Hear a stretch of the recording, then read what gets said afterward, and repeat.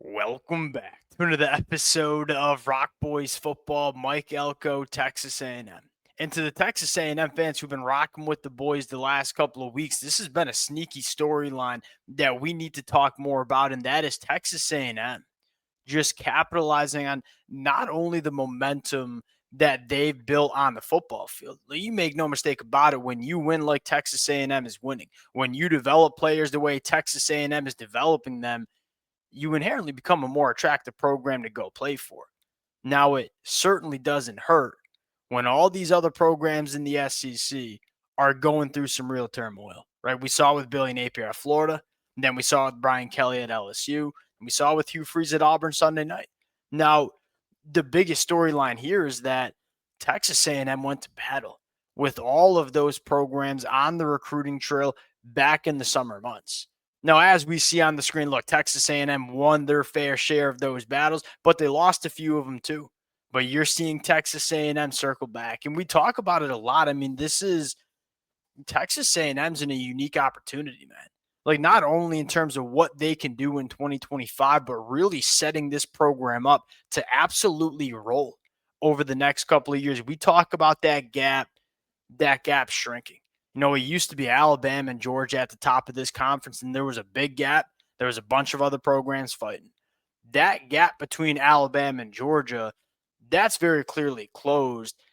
You're kind of looking for a program to assert themselves. And I'm looking at Texas A&M and saying, hey, wouldn't be surprised if you see Texas A&M not only have a lot of success on the football field in 2025, but when you want to build a program that is sustainable, you want to be able to capitalize on that momentum.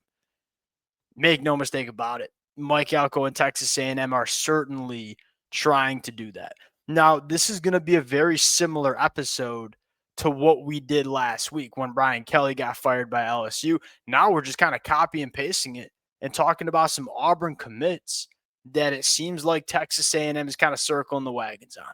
Before we get into it, as always, to the Texas A&M fans, appreciate you guys. And there's been a lot of new support from this fan base and the Texas A&M fans. Many of y'all been rocking with the boys for a very long time. We appreciate you guys. A lot of new listeners lately, and we can't thank you guys enough for all the support y'all have shown the boys. And if you do enjoy talking roster building, talking the recruiting trail, it sounds like we're going to have a lot to talk about over the next couple of weeks and months. Without further ado, let's get into it. Now, start with a few Auburn names. And I have to start with safety Bralan Womack. And look, is this a massive position of need for Texas A&M? No, probably not.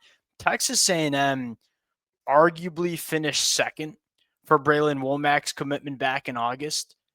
They clearly like this kid, and they never stopped recruiting him. And now that Hugh Freeze is out at Auburn, you're seeing Texas A&M circle back, and they're going to get him on campus during that South Carolina game. Now, I don't want to be irresponsible, but I am going to share how I feel about Bralan Womack. He's got 5 stars for a reason. When you turn on the film for Bralan Womack, I'll say the one player that he reminds you of, and that's Caleb Downs. And why are we seeing Mike Elko push their chips in the way they are for Bralan Womack? Look, man, Mike Elko wants to do a lot of different things on the defensive side of the football. Bralan Womack allows you to do that. He can play that nickel position, be really, really sticky in man coverage. He can play that cover one single high safety and just be a ball hawk. He certainly can come into the tackle box and support the run as well. The world is your oyster in terms of how you want to use Bralan Womack. But the thing that continues to stand out to me about this kid, it's like, what's between the ears, I should say. Very, very good athlete. You don't get 5 stars next to your name unless you are not a superior athlete. But at the same time, when you turn on the high school film, the game, in all sorts of different situations, seems so easy.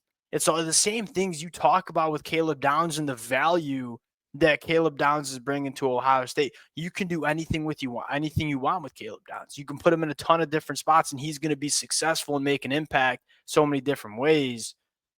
It's Bralan Womack. There are very few players that you can build a defense around. Bralan Womack, to me, is one of them. I am very intrigued at how aggressive Texas A&M gets for Bralan Womack. And I could not be more excited to see the potential fit with him and Mike Elko down there in College Station. Now, another one that Texas A&M went pretty dang hard with is Jase Matthews, who's also committed to Auburn. I mean, here's the thing I'll say about this. 12 months ago, or even going back to the summer, like how appealing was it to play wide receiver for Texas A&M, given what we saw the last couple of years, the rocky quarterback play, the rocky offensive performances? Well, that feels a little bit different after what we're seeing Mario Craver and Casey Concepcion do. I think Mike Elko has realized the value in the difference that Mario Craver and Casey have brought to this offense. Saying, hey, want more of it. And Jase Matthews is one of those guys. Now, he tore his ACL a couple of months ago, starting off his senior year. You go back to the junior stuff, this kid freaking rocks, and he rocks in so many different areas. I mean, you look at the value that Mario Craver and Casey Concepcion bring. What I love most about him is you can ask him to do so many different things, and you can align them in so many different ways. Like Jase Matthews, 6'1", pushing 6'2", $195. You assume that he's a bigger bodied boundary wide receiver, and he can give you that value. He is exceptional at the catch point in those contested catch situations. At the same time, does a lot of his damage kicking inside to the slot. Really, really smooth mover. Excels after the catch as well. And you're seeing Texas A&M lean into that, man.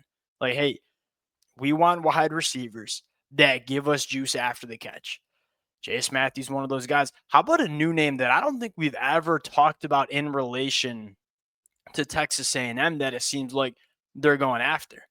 Houston commit Jaden Warren. Now, I think we need some time to figure out just how real, just how much is Texas A&M going to go after Jaden Warren. Here's what you love about him. 10-4 in the 100-meter dash. We have seen Mike Elko lean into speed. Mike Elko takes that old school approach of, hey, give me the best athletes and we'll make them good football players. Mike Elko is betting on size and speed. I think Mike Elko's idea is that, hey, if we get the bigger, stronger, faster players on our roster and we create good football players out of them, we're going to have a lot of success. And you're seeing the impact that KC brings and Mario Craver brings with the speed that they bring. Jaden Warren's that kind of player. And the thing that I like about Jaden Warren is going back to this kid in the summer months, it felt pretty one-dimensional. Jaden Warren was a really fast football player that he was basically a track kid that put on a helmet and shoulder pads. Didn't necessarily click for him yet as a football player. Well, I think this is the reason why Texas A&M is starting to ramp it up here, because you go to the senior year stuff, you're starting to see the football player emerge. We know this kid's big, he's long, he's fast. Wanted to see him take the step as an actual wide receiver. He's already passed all of his production back from his junior year, so you're seeing the production follow suit as well. Electric with the football in his hands, can stretch you vertically down the field as well. We'll see. I don't think Texas A&M will land both, but I think they'll pick between Jaden Warren or Jase Matthews, and we'll see which one Texas A&M decides to go after. But if there's one thing that's clear, hey, Texas A&M, they want to keep injecting speed into this Texas A&M offense. Quite frankly, it's been working. Now, you go back to the bigger picture here. Again, this is already a really, really good class, top 5 class in the country. They're just kind of looking for the cherry on top. Now, you lost a commitment earlier this week from Jordan Carter, who I do like, which makes you feel pretty good about Texas A&M landing one of the two given edge guys that are still on the board. Whether that's Tank Jones, whether that's KJ Ford. Like them both. And I think Tank Jones, 5-star prospect, maybe offers a little bit more upside, but man, KJ Ford's a guy I like too. The thing with KJ Ford that I love is that really, really complete prospect. He can win with his first step, but he can also win speed to power. Lamar Brown just kind of lurks in the background here. Again, if there was one guy that is uncommitted to Texas A&M that I would love to see Texas A&M at, it's either Bralan Womack at safety, or Lamar Brown on the defensive line. It'd probably be Lamar Brown. Just got to get a feel for how aggressive Texas A&M is going to get, because, on paper, Lamar Brown loses his head coach. Maybe he's going to open things up. He's a Louisiana guy, grew up wanting to play for LSU. I believe he goes to high school like 10 minutes away from Tiger Stadium. We'll see how open Lamar Brown gets. Best believe Texas A&M is going to go after him, and they're going to push pretty damn hard. The story remains to me is, hey, I'm not trying to look past 2025 because you got a roster you can do some serious damage with. And I mean, win an SEC championship, and I mean compete for a national championship.